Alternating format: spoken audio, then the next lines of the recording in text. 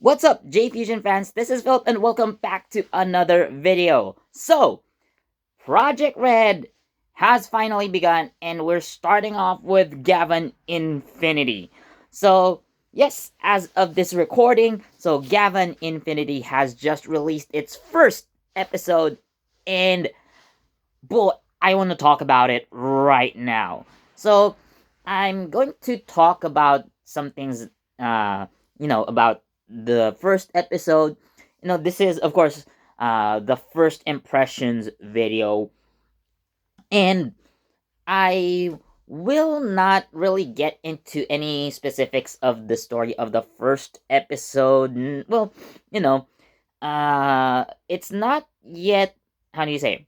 Um, well, of course, we're going to establish a lot of things in the first episode, but you know, I guess like story wise, it's more of like a generic introductory episode. So I'm just gonna talk about things that I have noticed within the show and what I think. Okay, so again, my first impressions: is it good? Is it a bad episode? That kind of stuff. So, anyways, let's begin. So, what we see in the first few seconds, of course, like Project Red. Yeah. So we are definitely reminded this is a brand new franchise, of course. And while the introductory scene, uh, well, it starts off like with some sort of like a huge space war. Apparently, this is like Commander Com's vision, but right off the bat, so we see all of our three main Gavans together. But if you look more closely, they are accompanied by two more Gavans. So first one is Gavan with some sort of like a coral pink armor, and this Gavan is wielding the Gavarian drill. And judging by how the posture and the stance of this coral pink Gavan, I'm pretty sure that this Gavan is another female. And another one, we see a violet Gavan wielding the Gavarian saber. And again, judging by the posture and stance, this one is a male. So we can assume that somewhere along the line, we are gonna get two more Gavans at the very least. Now, yes, like at the very start, we already know that we start off with three Gavans, right? And essentially, this is very much reminiscent of Super Sentai. I get it. You know, Project Red is still paying homage to the franchise that it effectively replaced. So, I understand that there are still a lot of Sentai like elements. Again, we have the multicolored Gavins. Apparently, there are five of them. And again, like looking back at some promotional trailers, we've also seen a dark Gavin. Uh, I don't know if this is going to be like the quote unquote sixth ranger or designated as like the rival warrior type situation. But again, it's still too early to say anything, but we get five Gavins right off the bat. So these other two, we probably get to meet them later. So uh, so we start off apparently with Riki Awanibuchi and Pataran chasing a criminal, So this establishes the villains, using emol gears that, allow them to do crime, basically. And then, of course, our main protagonist, Reiji, shows up and, well, beats the crap out of everyone. He transforms into Gavan Infinity, and then, he basically saves the day. Nothing special about that. So, but the action is really, really solid. Like, even in that first like uh fight scene, yeah, the fight choreography is really, really good. The action is solid. So after that, again, we see the emol gears used by the criminal, and Reiji defeats the criminal and retrieves it. Okay, so now what's interesting is that the emol gears, as depicted in this show, basically they're like gochizos from Gotchard. They are actually sentient beings and they can move around on their own, right? And basically, you know, Reiji's Emolgear is like his partner Emolgear. Just like Shoma has, I don't know, like popping gummy, basically all of his Gochizos. So yeah, again, they are tiny sentient beings that can run around on their own despite being encased in some sort of capsules. And apparently they're also kind of similar to the capsims in Kamen Rider Zets in a way. Like, we would see later. I will explain. So, anyways, so Commander Calm contacts Reiji and his crew, and they have detected uh like a negative emulgir activity, this time in a different universe. So this is, of course, the universe where Gavan Bushido resides. So again, what makes Reiji's universe unique, or what makes the Galactic Police in his universe unique, is that they have the capability to detect emulgir activities even in other dimensions. And as already mentioned, like, even before the show starts, again, um I think from the press conference video, so we do see that Reiji does have the ability to, like, travel to the different universes, aka the Cosmo layer.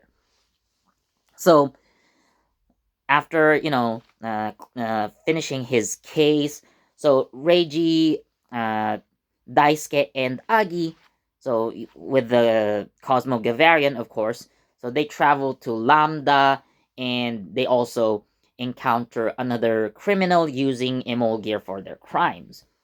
And of course, we are introduced to Setsuna as well as this universe's Gavan. So of course, uh, Reiji steps in. He solves the situation in that universe. But of course, uh, while they do know that, well, they see that there are like other, you know, I guess space police patrolling the area, or um, something like that. So, by the way, like the space police in Gavin Infinity, so they do function like normal police. So, going really far back into this episode, sorry, I'm backtracking here.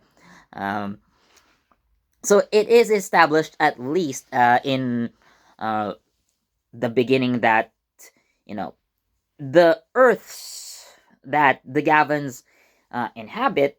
So I'm assuming it's very similar for every Gavin universe. So at least in Reiji's world, so aliens and humans have been coexisting for some time. Although we do see that most of the aliens have kind of, you know, been using human form to blend in with society, but they are still aliens. So I'm assuming that's the same for the other Gavin universes, but we would get to that eventually. So in order to, control criminal activity, so again, the space police, is there. And of course, we see Dikia and Patoran again at the beginning chasing a criminal who is most likely one of those aliens that can use a human disguise. So that's the deal. So, anyways, going back to Setsuna's universe. So yeah, uh, again, Reiji actually is the one to not necessarily apprehend, but he was the one who defeats the enemy. Now, in this situation, so what is different from the first criminal that we've seen earlier?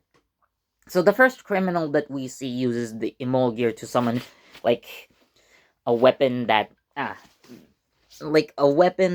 forms around his right arm. Okay, and the Emolgear that we or the second Emolgear that we see used by a criminal, this time in Setsuna's universe. So it allowed the user to fire energy blasts of black flame and like control people. But later on, apparently there is a some sort of monster that is encased inside that Emolgear, which again kind of reminds me of the Capsems in Kamen Rider Zets, because apparently the Capsems contain the power of nightmares. So that's kind of the deal here. That's why the Emolgears are also sentient. So I think we can establish that for every like Cosmo layer. So at least that's what I see so far. So of course, again, Reiji as Gavan Infinity defeats the criminal. Setsuna is the one who arrests the criminal, and you know. So of course, Setsuna does not know that there are apparently other Gavins that exist, and this is the part where I guess it's kind of typical for some tokusatsu shows that like I don't know you, but so I'm gonna fight you, but like Reiji's like I'm not. Hey! I'm not the bad guy here. Like I came here to help you, kind of situation, and basically that's where the episode ends. And of course, Setsuna shows us that he is the Gavan of his universe by transforming into Gavan Bushido. So I guess episode 2 is where Reiji tries to explain everything to Setsuna and his, Space Police Department. So that's what I'm seeing in the next episode. So, some of the things that I have noticed. Again, so I have mentioned the existence of 5 Gavins. 6 if we include the Dark Gavan shown way before. So, again, I understand that there are still some Super Sentai elements present in this presentation of Project Red. I get it.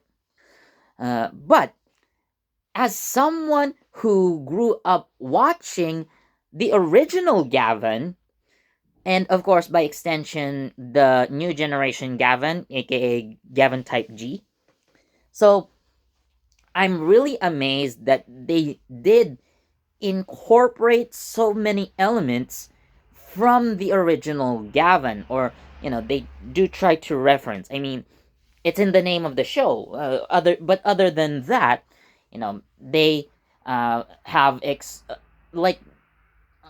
included so much stuff.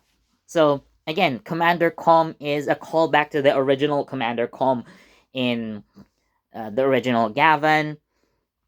And what is like the most striking thing for me, again, as someone who had seen the original Gavan, so this was most especially seen like when Reiji was already in Setsuna's universe and he, transformed into Gavan Infinity to fight the Emolgear monster.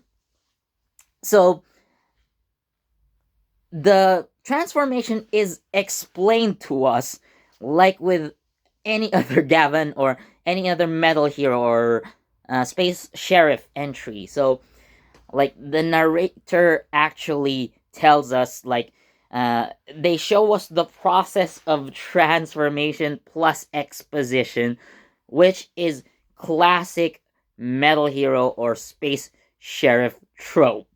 So I did love that. And again, another aspect that I did enjoy, and also a callback to the original Gavin. So we do know that Gavin Infinity also wields the Gavarian blade, and he, as like okay, so I'm gonna use my sword as an example, and like Gavarian blade. So like he charges the sword and says Gavarian blade, kind of in a way that the original Gavin and by extension also Gavin Type G. So they charge this weapon and attack the enemy for as a finisher. However, Reiji is unique in the sense that the Gavin dynamic, for example, is just one slash. That's it. But what makes Reiji different, however, is that he does not say like Gavin dynamic or anything like that. So he just attacks the enemy, and it's more of like a slash combo thing. But I don't mind that. But still, like the way that Gavin Infinity charges his Gavarian blade is definitely reminiscent of the original Gavin. I love that. So overall, I am excited to see like what this show can offer. And right off the bat, I would say like, of course, this is tokusatsu, right? But this is also peak sci-fi.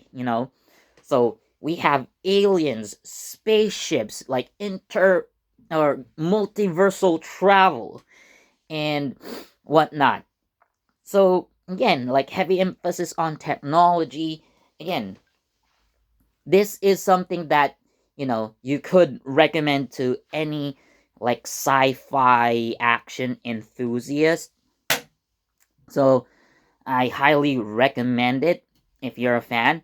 So even if you are, let's say, recommending it to someone who has never seen tokusatsu before, they have never seen Super Sentai or Power Rangers, they have never seen uh, like any Metal Hero series, Project Red, Gavin Infinity is a really great way to introduce tokusatsu to your friends or family. I will say that. So, again, like it is excellent science fiction. The fight scenes, like top notch fight choreography. I loved it. Even like, for example, Kohei Nagata, who plays Deiji Kido, he can do fight scenes by himself. Um, like maybe there's a stunt actor for a more dangerous scene, perhaps, but I've seen like the first action scenes of the show, and like he can do his stunts. He can fight, or at least like he can execute his fight choreography very well.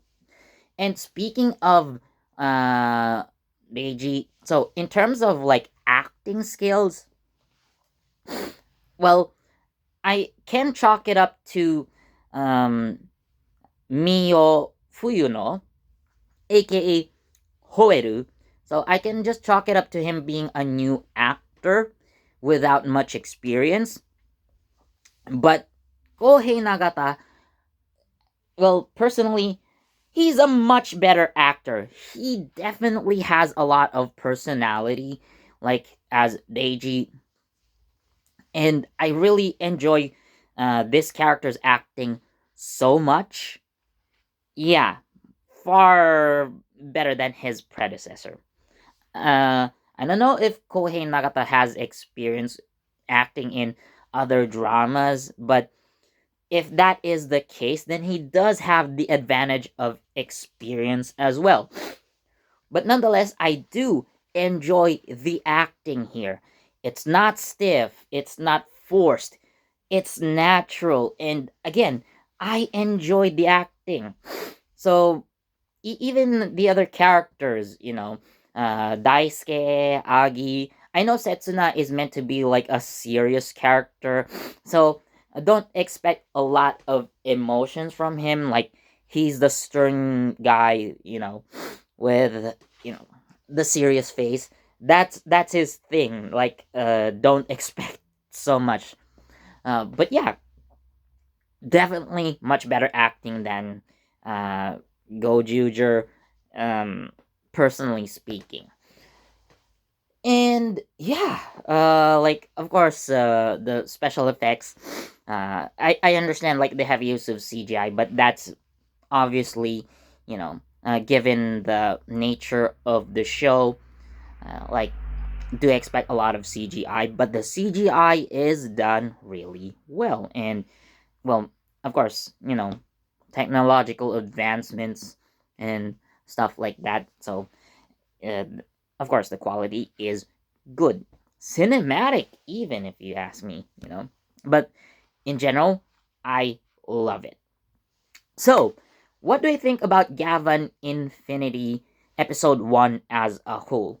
Now, given all the things that I have said about the show, I'm actually gonna give it a 5 out of 5.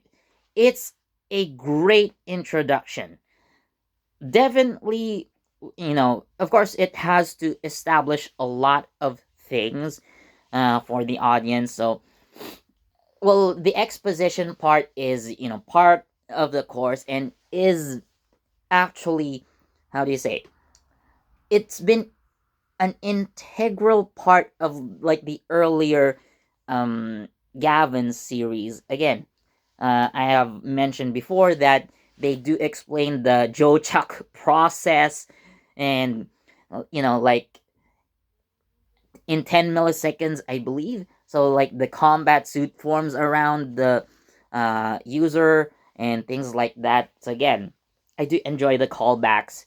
So especially if you've been a fan of the original Space Sheriff trilogy, then this is definitely one that I would recommend. But again, it's not necessary to appreciate the older source material.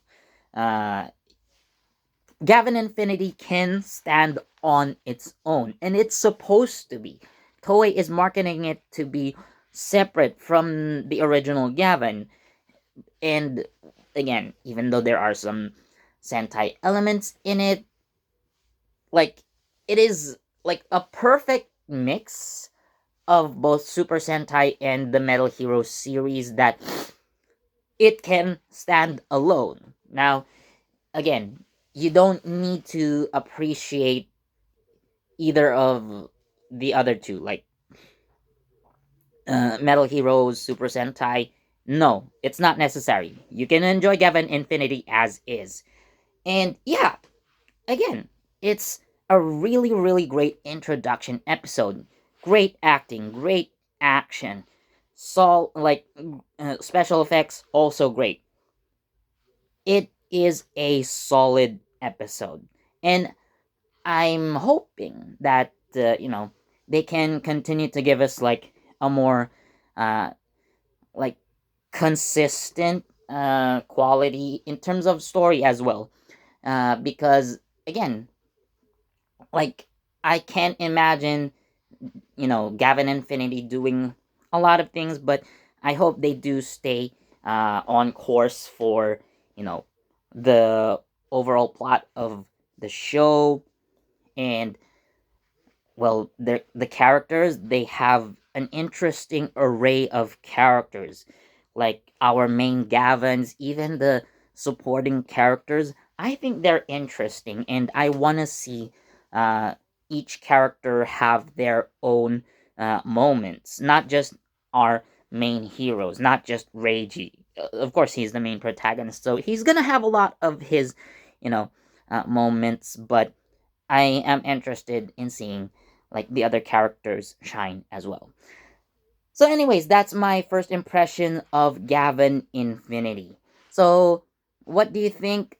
So, comment below if you've already seen the first episode. And as of this recording, by the way, so Toei has already posted the first episode of Gavan Infinity on their Project Red YouTube channel. So, if you do have a VPN, go check it out right now, or you could probably wait maybe tomorrow or the day after that if you want other people to upload with subs. But anyways, go check it out. So anyways, thanks for watching. Please do leave a like, comment, share, subscribe, and don't forget that notification bell so you get the latest from JEFusion. This has been Philip, and I'll see you in the next video. Bye.